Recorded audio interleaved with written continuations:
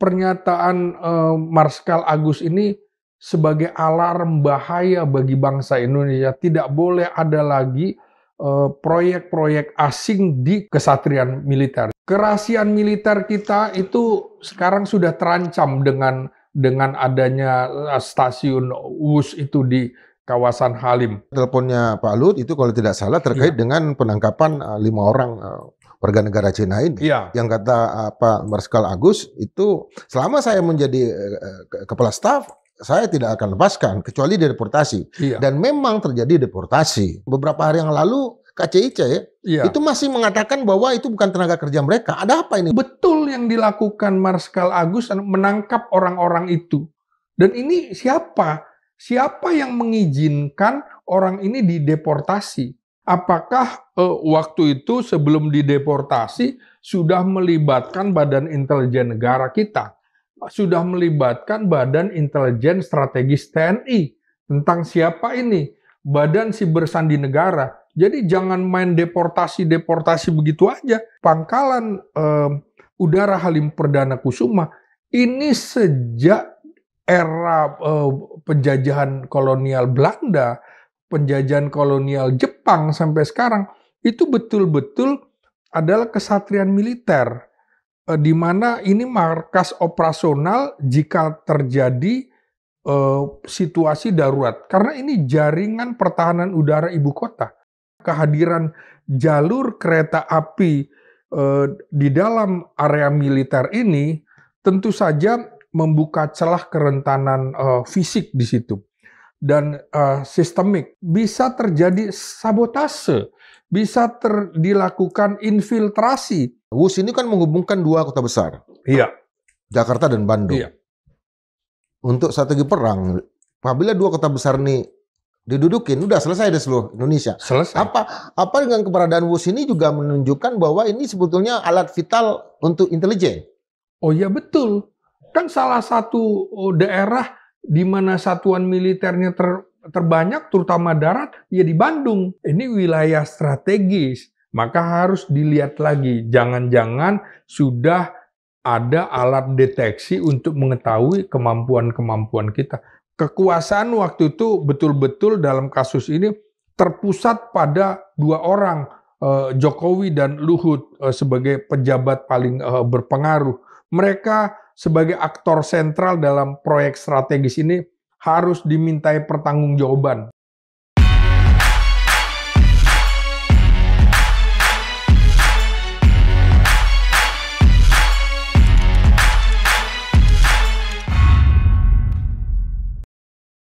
Sobat Makhluk, perjalanan WUS kereta cepat penuh dengan misteri.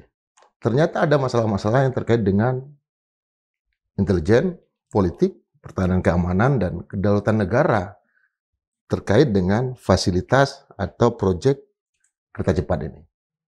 Nah, untuk membahas itu kita hadirkan kembali analis politik kita dan jurnalis senior yang biasa membicarakan masalah-masalah yang terkait dengan intelijen, pertahanan keamanan, dan juga soal-soal yang terkait dengan militer, yaitu Bang Slamet Ginting. Selamat datang, Bang. Selamat datang, menjua-jua. Jua-jua. Bang, kenapa baru sekarang ini Pak Marskal Agus Supriyatna ini bicara terhadap kasus ini? Kalau dari pernyataan yang dia sampaikan bahwa selama ini dia menunggu sebetulnya ada anggota DPR yang bicara tentang penggunaan APBN terhadap kereta cepat ini, dan ternyata ada yang datang dari langit kata dia. Purbaya yang membicarakan. Apa yang terjadi, Bang? Ya betul. Sebenarnya ini fungsi DPR pengawasan. Tapi kemudian kalau kita lihat ternyata DPR tidak bisa diharapkan. Setelah 10 tahun pemerintah Jokowi dan kini ada Menteri Keuangan Purbaya dan mengungkapkan bahwa negara atau pemerintah menolak membayar utang-utang proyek kereta cepat Jakarta-Bandung atau WUS dengan dana APBN. betul pernyataan mantan Kepala Staf Angkatan Udara Marskal Purnawirawan Agus Supriyatna. Tentu saja saya melihat bahwa ini dari sisi politik ya, ada benturan kepentingan politik sipil militer dalam tata kelola pembangunan. Jadi proyek kereta cepat ini adalah simbol kemajuan infrastruktur nasional, ya betul. Tapi dalam penggunaan kawasan militer sebagai bagian dari jalur atau stasiun, itu menunjukkan adanya tarikan kepentingan politik pembangunan nasional dan otoritas militer. Misalnya, kenapa tidak dari stasiun Manggarai nyambung saja ke stasiun Bekasi tanpa melewati areal militer di Halim? Nah, tentu ada implikasi politiknya, Bung Indra. Pertama, saya melihat dari dua sisi, politik pembangunan dan politik pertahanan. Era pemerintahan Jokowi itu memang dia mengedepankan yang namanya pendekatan infrastruktur, bagian dari legasi kepemimpinan Jokowi. Dia ingin mungkin disebut sebagai Bapak Infrastruktur Nasional. Namun dalam prosesnya penggunaan lahan strategis itu terlihat bahwa dia memangkas yang namanya birokrasi, koordinasi lintas kementerian dan lembaga. Artinya apa? Dia nggak peduli ketika itu menyangkut aset militer. Nah ini kemudian kita bisa lihat dari sisi politik pertahanannya, tentu saja penolakan tokoh senior militer seperti Marskal Purnawirawan Agus Supriyatna itu menandakan bahwa ada keretakan cara berpikir antara elit militer dengan elit sipil. Termasuk saya kira Agus Supriyatna ini mewakili elit militer yang tidak setuju dalam pengelolaan sumber daya strategis di kesatrian militer. Karena itu kalau kita lihat potensi politisasi TNI-nya ini menjadi sebuah kerawanan. Kerawanan mengapa? Karena kalau isu ini terus berkembang, maka TNI dianggap bisa dipolitisasi karena areal wilayah militer bisa digunakan untuk kepentingan politik tertentu, sehingga penggunaan lahan militer ini bisa menjadi isu politik yang bisa melibatkan TNI secara luas, sehingga TNI nantinya bisa dianggap berbahaya bagi netralitas TNI ke depan.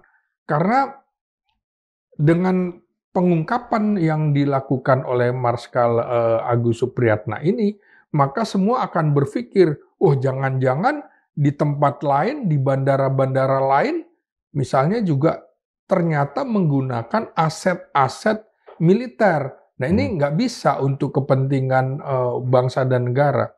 Negara sekaliber Amerika pun memisahkan aset militer dan aset sipil. Demi kedaulatan tidak boleh. Jadi itu dari sisi politiknya, Bung Indra. Kalau kita lihat dari sisi pertahanan, iya, keberadaan fasilitas bisnis di area militer itu apa dampaknya, Bang? Ya itu jelas itu pelanggaran prinsip area strategis militer. Di dunia manapun nggak boleh area strategis militer digunakan untuk kepentingan, apalagi bisnis. Waktu itu kan proyek ini disebut B2B, business to business, bukan government to government. Nah karena itu pangkalan udara Halim Perdana Kusuma ini sejak era penjajahan kolonial Belanda, penjajahan kolonial Jepang sampai sekarang, itu betul-betul adalah kesatrian militer, di mana ini markas operasional jika terjadi situasi darurat. Karena ini jaringan pertahanan udara ibu kota. Dan kalau di Indonesia, di TNI namanya di bawah koordinasi Koopsutnas, Komando Operasi Udara Nasional. Ini nggak main-main, karena itu dari sisi pertahanan, maka di sini ada kerentanan karena kehadiran jalur kereta api di dalam area militer ini tentu saja membuka celah kerentanan fisik di situ dan sistemik, karena bisa terjadi sabotase, bisa dilakukan infiltrasi di wilayah itu. Ini juga kemudian menjadi ada pengaburan fungsi kesatrian militer di situ. Proyek sipil di area militer tentu saja melemahkan status Pangkalan sebagai objek vital nasional. Objek vital nasional di seluruh negara di dunia pun adalah yang harus menjaganya adalah militer, karena di situ ada logistik, di situ ada operasi tempur. Jadi dalam keadaan darurat militer, Halim adalah salah satu titik keberangkatan pesawat udara dan juga titik pendaratan utama bagi operasi pertahanan cepat, baik darat maupun udara. Jadi ini kan tempat fast deployment yang harus dijaga. Jadi dengan adanya stasiun kereta api, ini tentu akan memperlambat respon kalau terjadi situasi darurat militer. Ini menimbulkan kekacauan karena artinya nantinya untuk menggunakan areal ini harus menyetop dulu kegiatan stasiun dan segala macam. Inilah menurut saya penggunaan area militer untuk proyek sipil itu keliru sekali, dan itu menurut saya harus ditinjau ke depan, tidak bisa dibiarkan seperti ini. Seperti saya bilang tadi, di negara demokratis Amerika sekalipun itu memisahkan wilayah militer dan kegiatan sipil meskipun di dalam negara sendiri. Itu dari sisi perspektif pertahanan keamanan, Bung Indra. Kalau kita lihat waktu itu kan juga ada penangkapan kira-kira 7 orang ya, pekerja di wilayah Halim, dan 7 diantaranya dan 5 diantaranya adalah warga negara Cina yang sudah melakukan proses pengeboran dengan teknologi yang mereka punya. Bahkan mereka tidak bisa, jangankan berbahasa Indonesia, berbahasa Inggris pun tidak bisa. Ini apa yang mereka lakukan? Nah, ini dia. Maka kita masuk nih di dalam analisis intelijennya. Karena itu jelas-jelas berpotensi akan terjadi kebocoran dan infiltrasi dengan masuknya warga asing yang ditangkap di Pangkalan Halim Perdana Kusuma ini. Dalam perspektif intelijen tentu saja ini kehadiran proyek besar yang menggandeng pihak asing, melibatkan kontraktor dari Tiongkok kan, atau pihak ketiga dan swasta, di dalam kawasan militer tentu saja menciptakan risiko signifikan. Risiko intelijennya besar sekali, Bung Indra. Itu tadi yang seperti Bung Indra bilang, akses orang asing ke wilayah sensitif kan dengan alasan teknisi memperbaiki. Nah, dalam konteks proyek kereta cepat ini, maka operator non-militer bisa kemudian mengawasi kebiasaan-kebiasaan yang terjadi di kawasan Halim Perdana Kusuma jam per jam, bahkan menit per menit, kegiatannya seperti apa. Jadi ini kan harusnya ada clearance orang-orang yang masuk ke kawasan militer. Loh, kita aja mau masuk Halim lewat beberapa penjagaan dulu untuk bisa naik pesawat Hercules misalnya. Di penjagaan dulu, mana suratnya, perintah siapa, segala macam.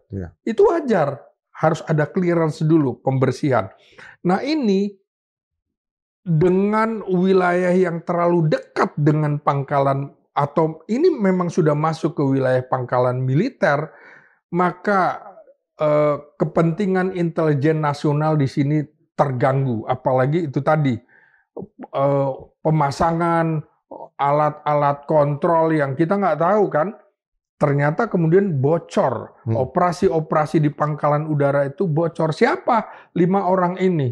Saya kira betul harusnya ditangkap, diperiksa betul-betul bagaimana kerja mereka, alat kerja mereka, supaya Halim itu tidak ada orang yang melakukan infiltrasi dan kita tidak tahu apakah kemudian Halim Perdana Kusuma ini sudah dikuasai oleh 5 orang itu yang kemudian dideportasi ke Tiongkok. Siapa ini? Saya kira pernyataan Marskal Agus ini sebagai alarm bahaya bagi bangsa Indonesia. Tidak boleh ada lagi proyek-proyek asing di kesatrian militer. Jadi Agus ini menunjukkan bahwa kerahasiaan militer kita itu sekarang sudah terancam dengan adanya stasiun WUS itu di kawasan Halim. Begitu, Bung.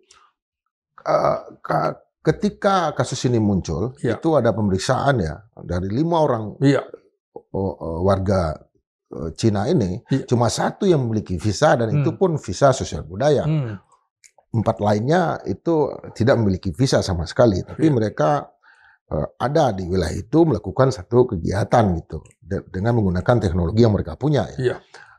Di sisi lain bisa KCIC, Pak CIK sendiri mengatakan bahwa itu bukan pekerjaan mereka.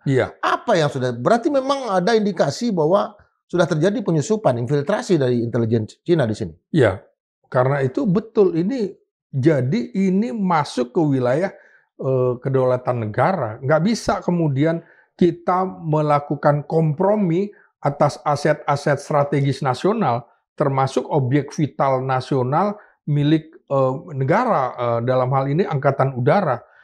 Ini kedaulatan kan tidak berarti hanya penguasaan teritorial belaka, tetapi juga pengendalian atas aset-aset strategis nasional.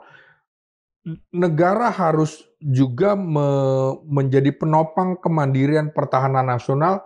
Tidak boleh kemudian wilayah kesatrian militer adalah wilayah kedaulatan negara. Karena salah satu tugas militer TNI itu adalah menjaga kedaulatan negara baik di darat, laut, udara maupun di wilayah siber. Itu wilayah kedaulatan negara.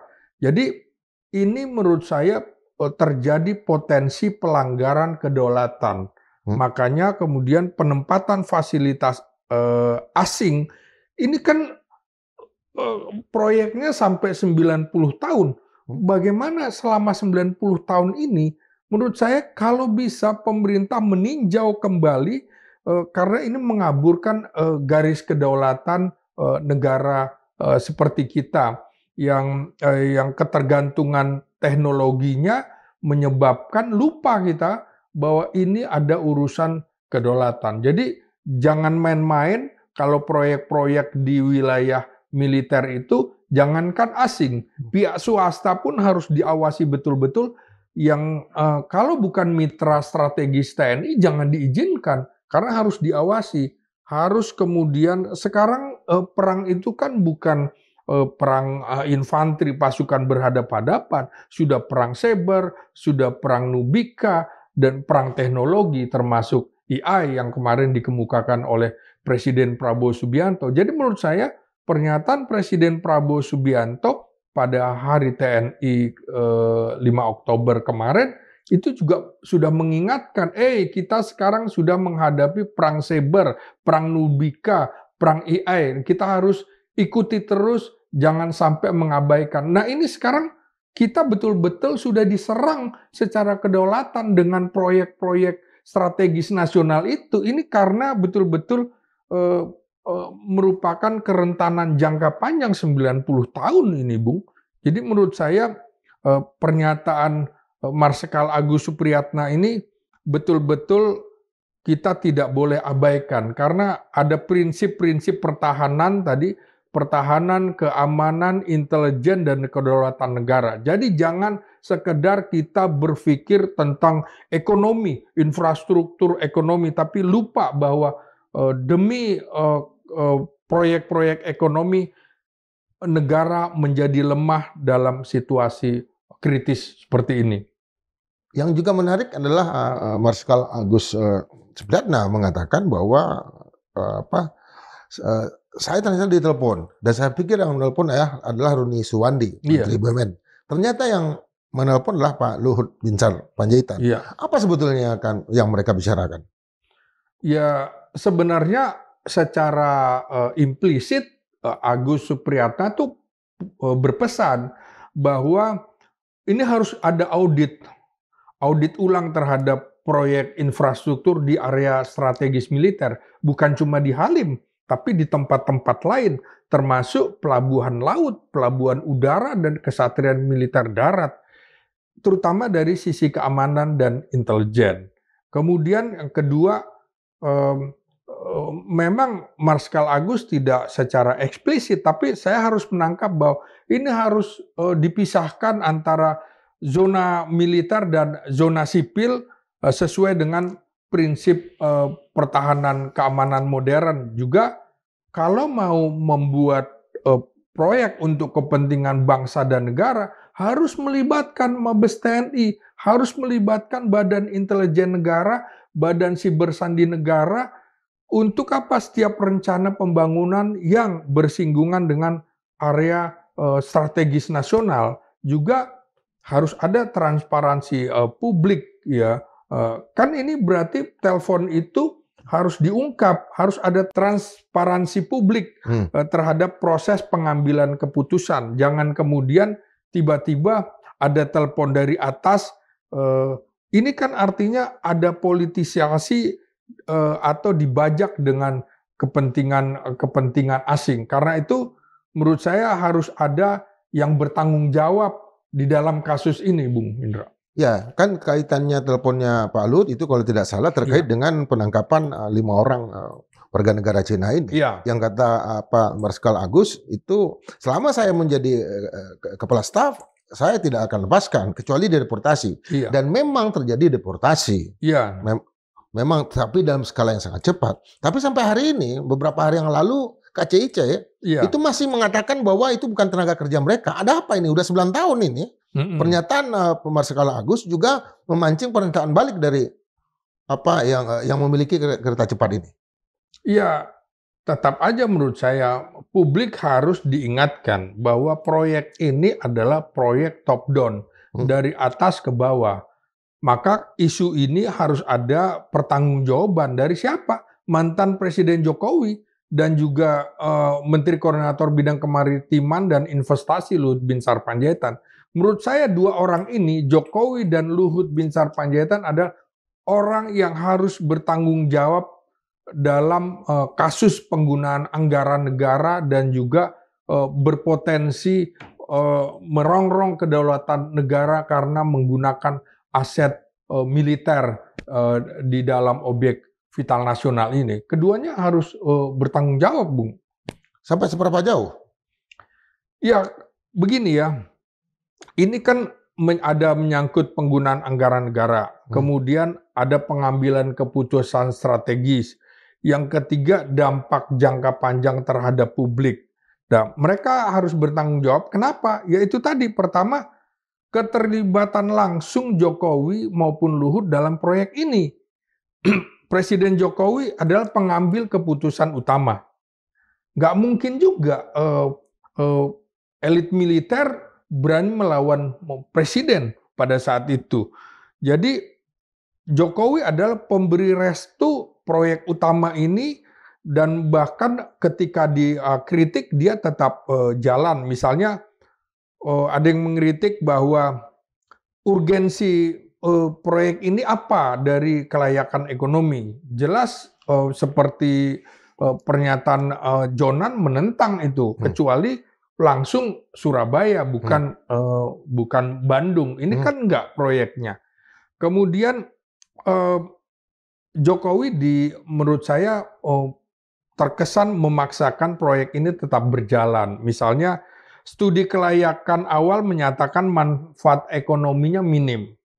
Kemudian banyak ahli dan ekonom juga mengingatkan soal potensi pembengkakan biaya. Kan sudah diingatkan, ketiga proyek ini tidak masuk dalam daftar proyek strategis nasional pada awalnya, tetapi kemudian disulap menjadi proyek prioritas. Nah, juga itu tadi, mengapa Luhut harus dimintai pertanggungjawaban? Karena menurut saya dia adalah aktor utama yang mengkoordinasikan proyek ini sejak awal, terutama dalam relasi bilateral dengan pemerintah atau negara Tiongkok. Nah, Luhut juga yang mendorong agar proyek ini dibiayai oleh BUMN tanpa jaminan APBN.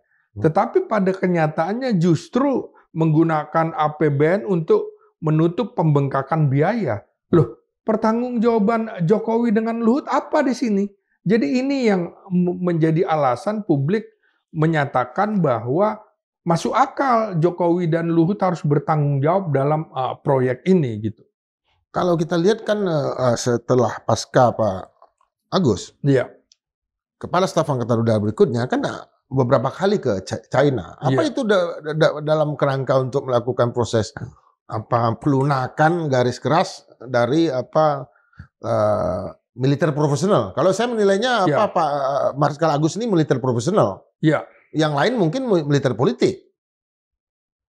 Iya, saya kira militer tidak dilibatkan dalam proses fiskal negara di dalam proyek ini. Ya. Sehingga kemungkinan kalau mengunjungi Tiongkok bukan membahas soal proyek ini, tapi membahas bagaimana alutsistanya, bagaimana kerjasama di dalam latihan perang gitu kan. Nah, karena kita juga kemarin Menteri Pertahanan juga mengatakan bahwa kita akan membeli pesawat tempur dari Cina. Saya kira fokusnya ke situ, bukan fokus pada kereta cepat Jakarta-Bandung. Saya kira militer tidak akan terlibat dalam menutupi kos yang sangat besar dan juga fiskal.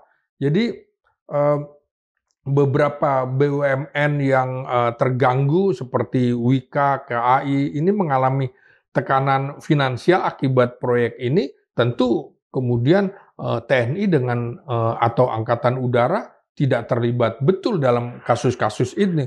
Yang diprotes Agus adalah kenapa sih tiba-tiba ini digunakan negara seperti Belanda yang menjajah kita, Jepang yang menjajah kita, itu juga menjaga kesatrian ini untuk kepentingan strategis nasional dalam melawan Jepang ketika itu untuk melawan sekutu. Belanda juga untuk melawan pengaruh dari Jerman, Prancis yang akan masuk ke Indonesia, itu betul-betul dia gunakan. Termasuk ketika menghadapi Belanda yang akan masuk Indonesia. Jadi aneh aja setelah kita mendekati 80 kemerdekaan Indonesia, ternyata ada areal kesatrian militer yang disalahgunakan untuk kepentingan bisnis dan itu betul-betul merongrong kedaulatan negara kita begitu. Kalau kita lihat dari segi perang ya, dari segi perang, ketika perang terjadi, yang pertama kali dibombardir itulah pangkal militer.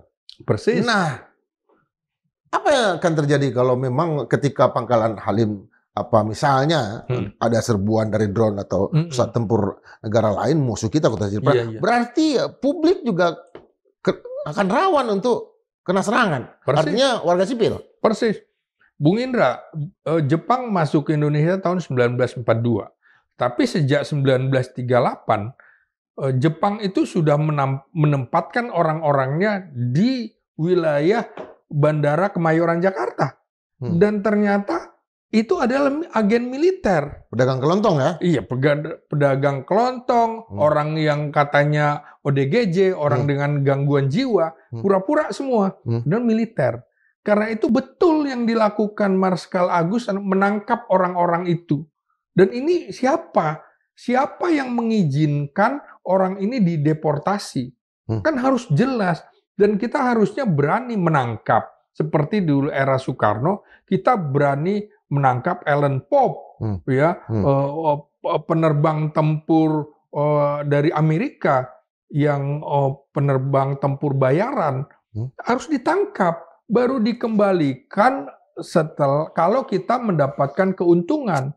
Melalui kasus penyanderaan Ellen Pop itu, dalam kasus terlibat dalam peristiwa PRRI Permesta, itu membuat kita akhirnya dia ditukar sehingga kita mendapatkan yang namanya skadron pesawat Hercules. Jadi kita dapat keuntungan. Nah, dalam kasus ini apa yang kita dapat dari strategi militer dengan melepas begitu aja?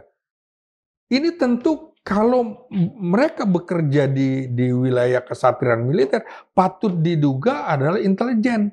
Tentu saja mereka nggak ngaku. Mana ada intelijen mengaku? Kan nggak ada.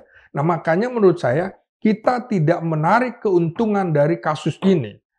Harusnya kita dapat keuntungan yang banyak dari kasus ini.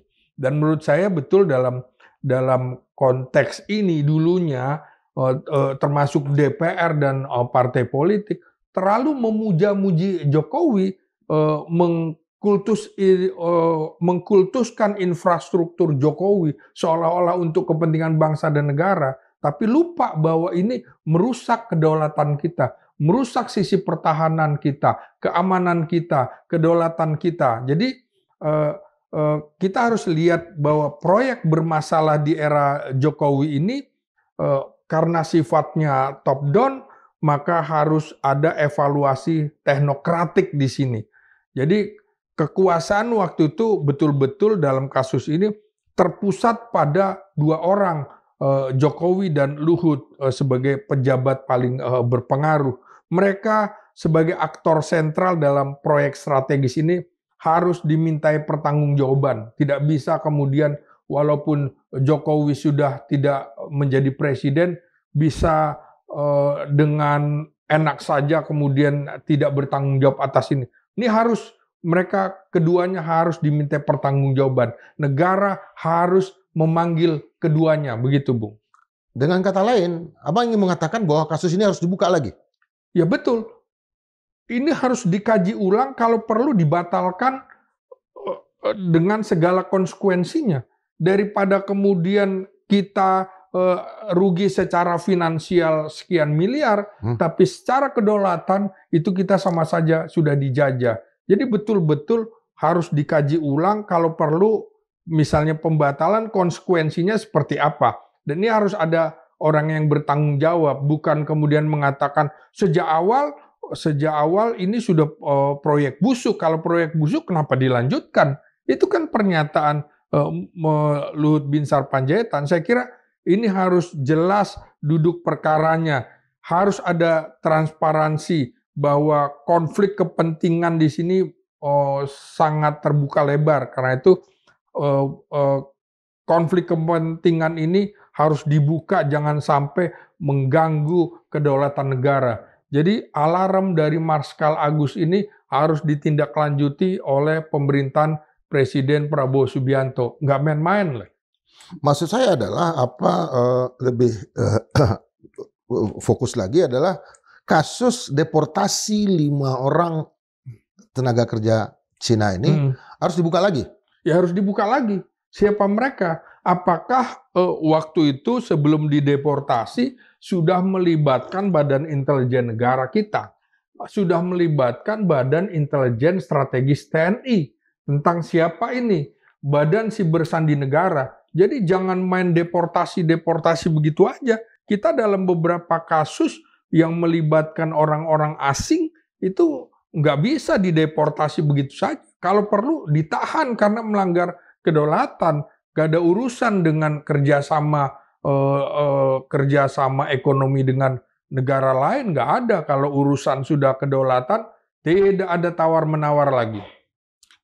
Kalau kita googling di internet, itu ada ratusan kali, kasus deportasi, terutama tenaga kerja Cina. Itu ada ratusan atau mungkin malah ribuan.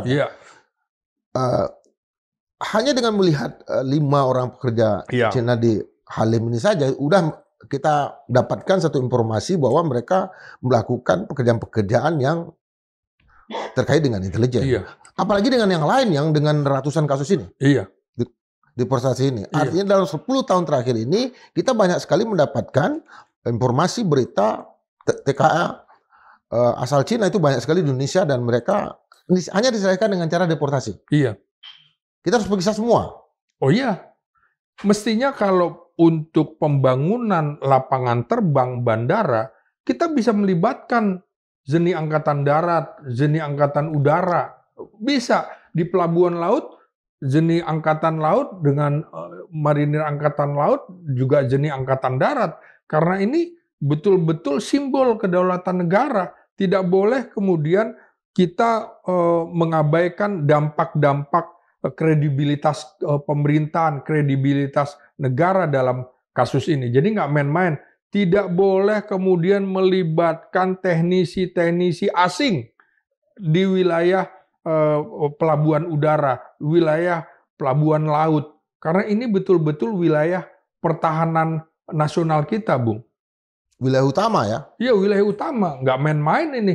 Semua di dalam pertempuran yang harus dihajar duluan adalah betul-betul pangkalan udara dan pangkalan laut. Karena itu tempat masuknya penjajahan sebuah negara ke negara lain. Itu pasti yang diserang seperti itu. Karena itu menurut saya harus ada pertanggungjawaban elit di dalam kasus ini. Karena kalau tanpa ada tekanan publik seperti diskusi kita ini, nantinya orang bebas-bebas saja. Semuanya bikin proyek, ayo bikin proyek. Jadi betul-betul ada transparansi.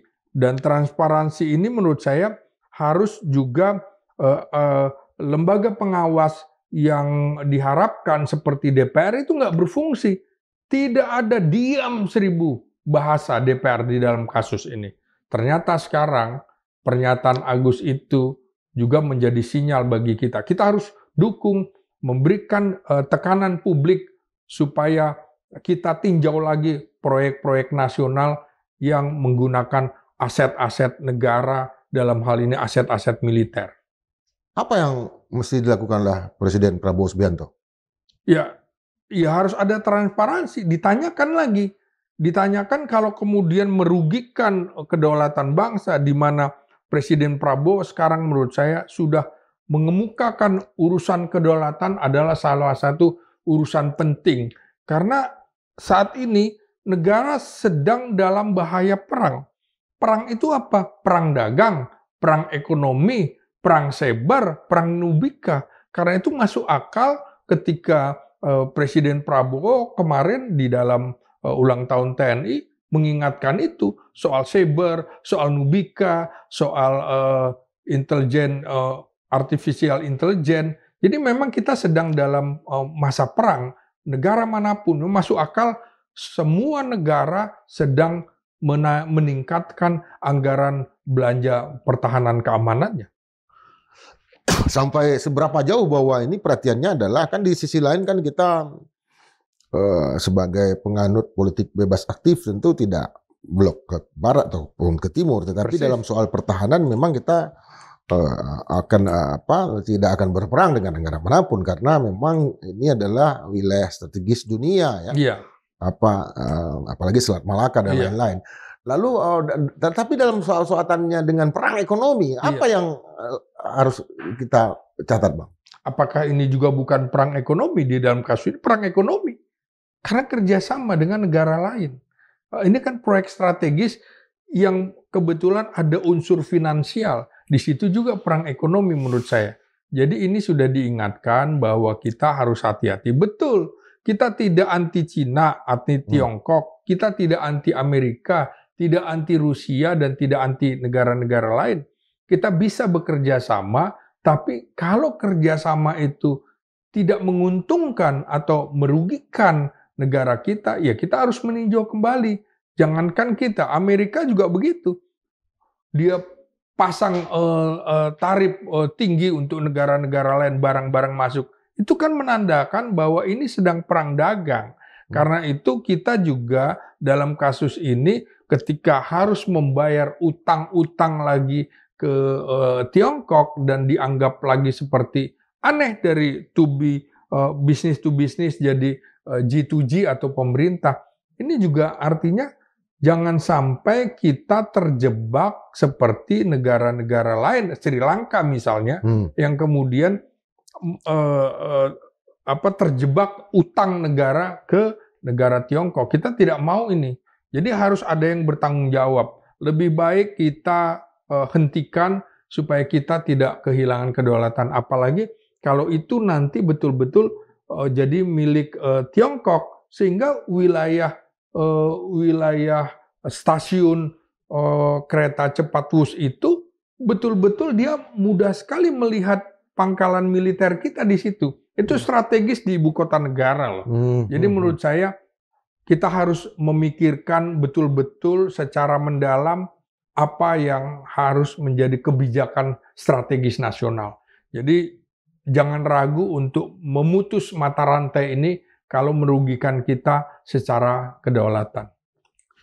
Kalau kita lihat lagi kan, WUS ini kan menghubungkan dua kota besar. Iya. Jakarta dan Bandung. Iya. Untuk strategi perang, apabila dua kota besar ini didudukin, udah selesai di seluruh Indonesia. Selesai.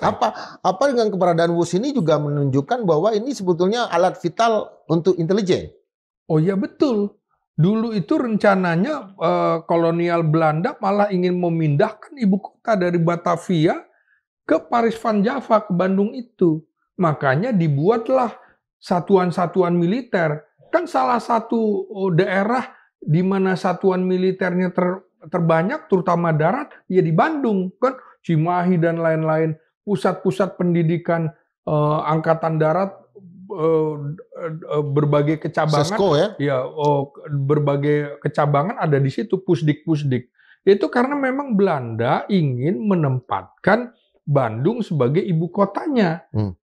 Tapi kemudian keburu masuk Jepang kan, Nah, karena itu juga harus dipikirkan. Termasuk kan sebenarnya bukan hanya WUS saja atau Bandara Halim, tapi juga ada 14 bandara yang dibangun di era Jokowi mangkrak sekarang. Ini juga harus diperiksa lagi. Di dalamnya jangan sampai nanti dimiliki oleh orang asing, ini wilayah strategis. Maka harus dilihat lagi. Jangan-jangan sudah ada alat deteksi untuk mengetahui kemampuan-kemampuan kita. Bandung, Jakarta itu wilayah strategis yang bagi Belanda inilah tempat yang agak sulit dijangkau oleh kekuatan militer negara lain. Kalau di Jakarta ada pelabuhan Tanjung Priuk, tapi di Bandung kan enggak, jadi agak sulit menembakkan rudal segala macam ke Bandung karena kan di tengah-tengah ceruk, ceruk gunung itu gunung, dijaga, jadi agak sulit. Pertahanan udaranya juga cukup kuat di situ. Nah, ada bunker juga di sana. Ada bunker segala macam. Artinya dari segi strategi pertahanan, sebetulnya di wilayah Jakarta dengan Bandung ini jangan sampai banyak sekali katakanlah kepentingan-kepentingan asing termasuk di bidang bisnis untuk masuk, atau jangan mudah ya. Makanya mantan Presiden Soeharto akan menempatkan ibu kota geser dari Jakarta ke Jonggol. Itu kan artinya dekat dari antara Jakarta dengan Bandung, kira-kira tengah-tengah. Karena itu kan wilayah Jawa Barat. Sehingga betul-betul nantinya kalau Presiden mau berkantor di Istana Bogor, di Istana Jakarta atau Istana Cipanas, itu pengamanannya relatif lebih kuat begitu ya, ketimbang kemudian di IKN dan segala macam. Nah, ini menurut saya tanda bahwa Presiden Soeharto pun sudah berpikir bahwa kemungkinan ke depan akan ada upaya menjadikan Jakarta sebagai sasaran, sehingga kemudian digeserlah ke Jonggol. Dengan cara apa? Memindahkan mabes-mabes Angkatan Laut dari Gunung Sahari ke Cilangkap, Mabes AU dari Pancoran ke Mabesat, dan ada tempat juga buat Mabesat, Mabes Polri di situ. Itu udah cara berpikirnya strategis begitu. dari sisi politik ini, Iya. Bang, apa ini salah satu dampak hubungan yang begitu buruk antara Pak Jokowi dengan mantan-mantan panglima, termasuk dengan Gatot Nurmantio, dengan Agus Supriyatna, artinya dengan pimpinan TNI era itu yang notabene mereka mengetahui daya rusak dari proyek-proyek strategis nasional yang dilakukan oleh Jokowi. Apa itu juga yang menyebabkan sampai hari ini mereka sangat tidak dekat? Itulah kalau memilih presiden juga harus orang yang memahami birokrasi. Baik birokrasi sipil bersenjata maupun birokrasi militer. Cara berpikirnya seperti itu, bertahap, jangan kemudian top down, mentang-mentang presiden adalah pemegang kekuasaan tertinggi atas angkatan darat, angkatan laut, angkatan udara, dia melakukan kebijakan strategis tanpa meminta pendapat. Ini tadi makanya saya bilang harus meminta pendapat Mabes TNI, meminta pendapat dari Badan Intelijen Negara termasuk Badan Intelijen Strategis TNI untuk meneropong apakah kemudian masuk akal visible proyek-proyek ini untuk kepentingan bangsa dan negara. Ini sama dengan bagaimana kita menjaga wilayah laut yang berbatasan dengan Malaysia misalnya, wilayah darat yang berbatasan dengan Papua New Guinea. Di Aceh itu kan dengan India juga, di Sumatera sana ada dengan Vietnam dan lain-lain. Jadi betul-betul kita itu di tengah-tengah sebenarnya dengan posisi strategis kita di antara dua benua, dua samudra, ini strategis yang sekaligus rawan dari sisi pertahanan keamanan negara kita begitu. Kalau kita ingat masalah Blok Ambalat ya, itu jangankan artinya jangankan operasionalisasi satu kereta cepat yang notabene dikendalikan oleh negara asing, jangankan itu, satu kapal aja masuk ke zona ekonomi eksklusif kita itu udah merupakan tanah bahaya kan? Iya, karena itu yang dibutuhkan sekarang. Pimpinan TNI harus berani mengatakan no sir kepada presiden kalau presidennya salah membuat keputusan. Lebih baik mereka dipecat tapi sudah bicara seperti itu daripada terlambat menurut saya. Sudirman sudah menunjukkan hal itu. Panglima Besar Sudirman tidak setuju dengan kebijakan Presiden Soekarno yang menyerah gitu. Dia mengajak Panglima Besar Jenderal Sudirman untuk di Jogja. Tapi nggak mau.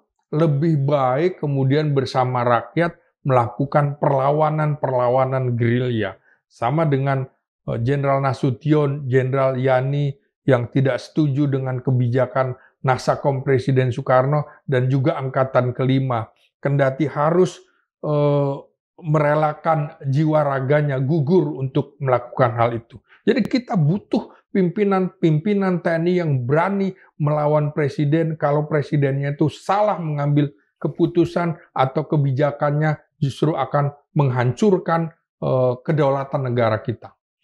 Apa itu yang juga menjadi salah satu pertimbangan kenapa proyek strategis nasional PIK 2 itu dibatalkan? Karena dulu juga dari segi intelijen, sebetulnya ada pikiran banyak pihak sekalipun berbau konspirasi teori bahwa PIK 2 itu akan menjadi pangkalan militer dalam arti hidup bagi orang-orang warga negara Cina ya, bukan Tionghoa kita yang notabene adalah Bumi Putra juga kan, untuk melakukan aktivitas intelijen. Ya, itu dia. Belum lama ditemukan kan beberapa persenjataan. Dari mana ini gitu? Persenjataan senjata serbu ini gak main-main menurut saya. Jadi itu juga harus di mana tuh Bang? Di PIK itu. Jadi proyek-proyek strategis nasional di era Jokowi menurut saya harus ditinjau ulang. Kalau perlu dibatalkan, kalau kemudian membahayakan kedaulatan, terutama yang wilayah-wilayah laut itu juga. Makanya saya termasuk yang keras menentang yang namanya pilkada langsung di wilayah-wilayah perbatasan. Misalnya di perbatasan dengan negara-negara lain.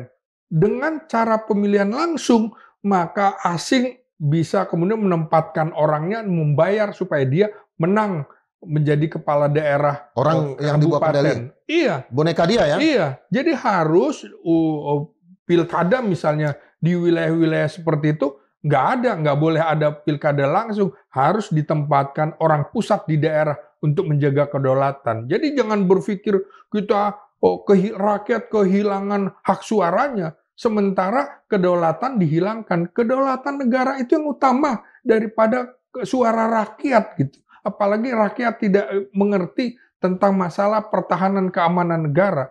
Jadi nggak bisa kemudian Indonesia dipukul rata. Contoh Papua, contoh Aceh, itu kan diberikan otonomi khusus. Jogja juga seperti itu. Apakah kita mau protes supaya ada pemilihan langsung gubernur daerah istimewa Jogja? Nggak bisa, karena ada faktor kesejarahan. Bung Indra sebagai sejarawan pasti memahami itu. Jadi dalam konteks Indonesia kita tidak bisa menyamaratakan satu daerah dengan daerah lain. Ini Aceh, Papua, itu wilayah yang harus kita jaga kedaulatannya. Termasuk di wilayah Kalimantan yang berbatasan dengan negara Malaysia, Ambalat itu tadi. Kalau perlu betul-betul kita keras. Jangan sampai lagi ada sipadan dan ligitan yang lepas. Saya kira harusnya memang kepala negara harus bertanggung jawab dengan lepasnya wilayah-wilayah itu gitu. Termasuk siapa panglima yang saat itu memimpin, berarti dia harus juga bertanggung jawab terhadap lepasnya kedaulatan.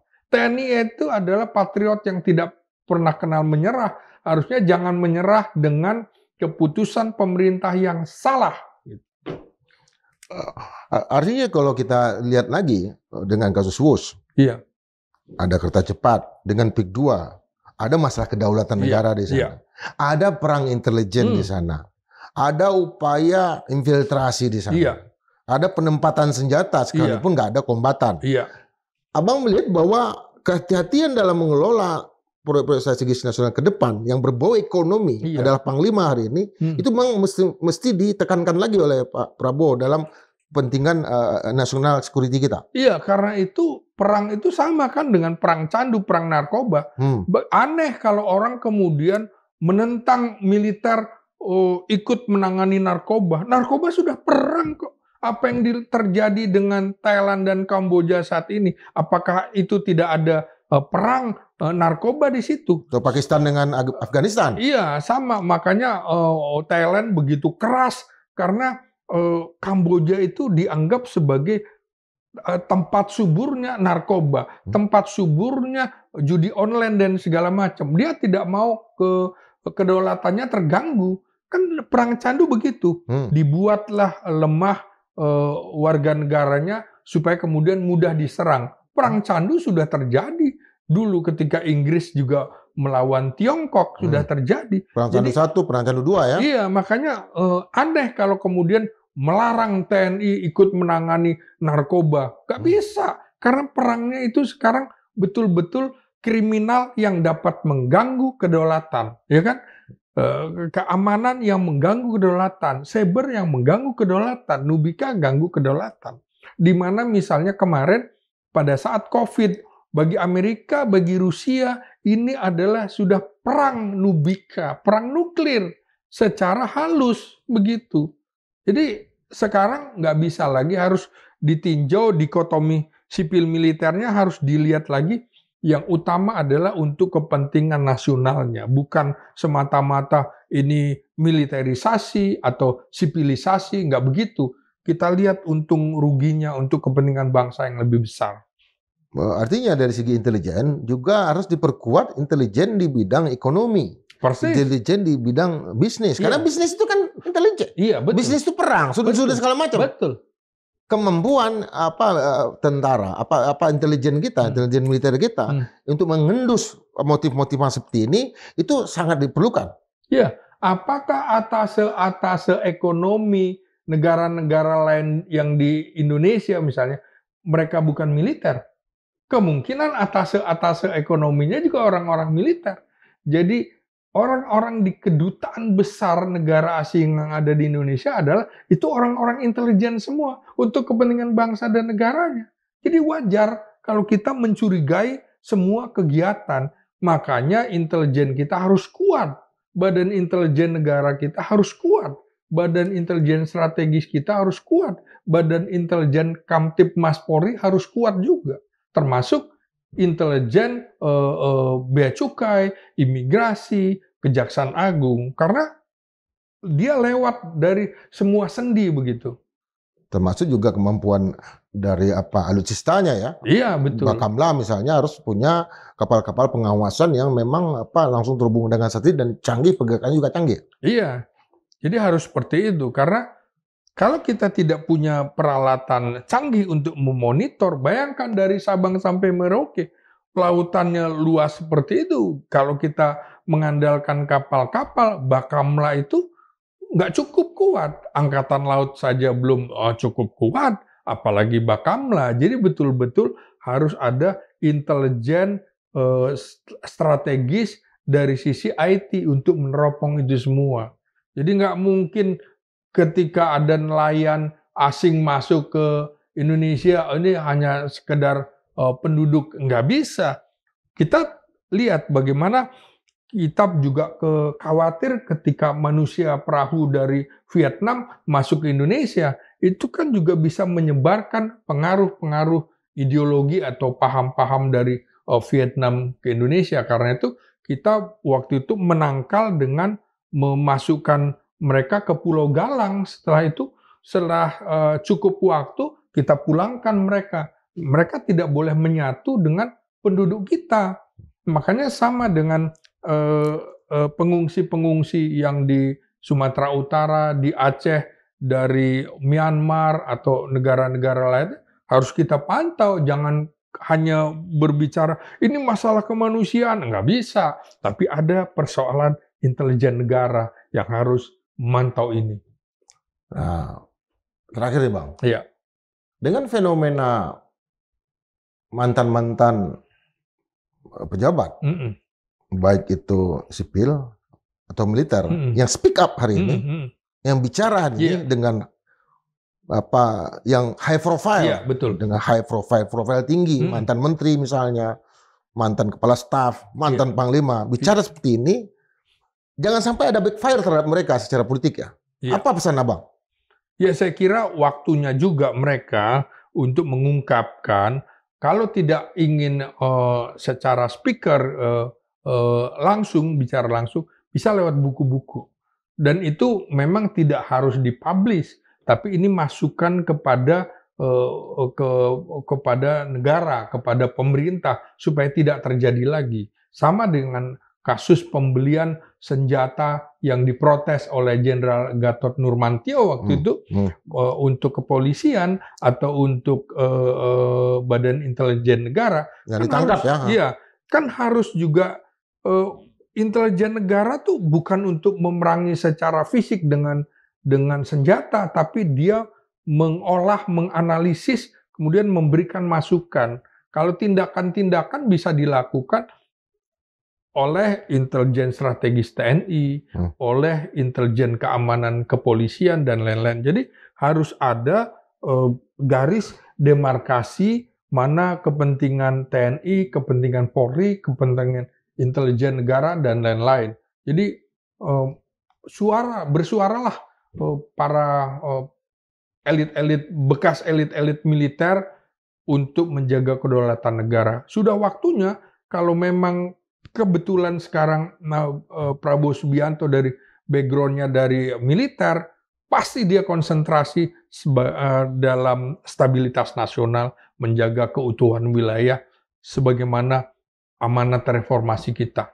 Gitu. Jadi apa pelajaran yang penting yang kita bisa baca dari pernyataan Marskal Agus ini, Bang? Ya, menurut saya dia mengacu kepada konstitusi kita. Negara harus melindungi warga negaranya. Jadi TNI juga untuk keutuhan wilayah, menjaga kedaulatan.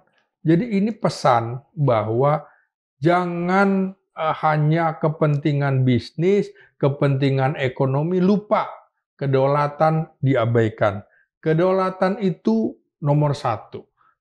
Negara manapun demi kedaulatan dia akan melanggar yang lain. Lebih baik melanggar HAM misalnya daripada hilang kedaulatan. Itu harus dilakukan. Lebih baik kehilangan bisnis daripada kehilangan kedaulatan. Jadi di sini kita mengingatkan Presiden Prabowo jangan melakukan langkah-langkah keliru yang dilakukan mantan Presiden Jokowi. Harus dievaluasi termasuk proyek kereta cepat ini. Kalau akhirnya ke depan justru menyengsarakan atau menggerogoti, menggerus kedaulatan negara kita. Militer harus dikembalikan wibawanya termasuk di Halim Perdana Kusuma karena ini adalah pangkalan militer strategis untuk menjaga kedaulatan kita. Terima kasih, Bang. Ya. Sobat Madilog, tidak semua evaluasi yang kita lakukan itu untuk menyerang seseorang. Yang kita bicarakan adalah melihat lagi secara lebih detail kebijakan-kebijakan masa lalu untuk tidak diulangi di masa depan. Atau mengoreksi yang masih bisa dikoreksi. Karena memang ada yang namanya anakronisme dalam sejarah, yaitu kepentingan hari ini masuk ke dalam pembicaraan kita tentang apa yang terjadi tahun-tahun sebelumnya. Tetapi yang paling penting adalah sejarah itu tidak melihat sesuatu itu untuk kepentingan masa lalu, tapi untuk kepentingan masa depan. Dengan mata dan kepala kita, telinga kita melihat lebih jauh ke belakang, kita bisa melihat juga makin jauh ke depan. Kepentingan nasional hari ini adalah kepentingan untuk bangsa ini lebih baik, tidak lagi mudah untuk tergelincir pada persoalan-persoalan yang sama, apalagi kepentingan kekuasaan dan kepentingan orang-orang yang rakus akan kekuasaan. Sampai berjumpa dalam episode berikutnya dengan Bang Ginting. Salam.